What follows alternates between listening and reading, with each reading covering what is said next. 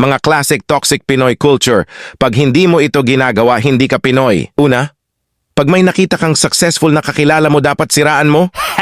Pangalawa, pag may kilala kang may pera, hingian mo ng pera kahit wala kang suporta nung naghihirapan siyang sa pagkuha ng success niya. Ha? Pangatlo, dapat gayahin mo yung binibenta niya.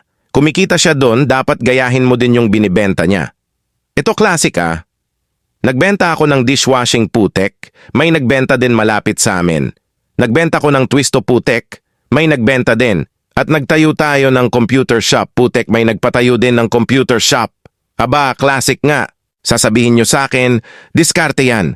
Putek, bakit kailangan mong siraan? Bakit kailangan mong gayahin? Wala ka bang respeto?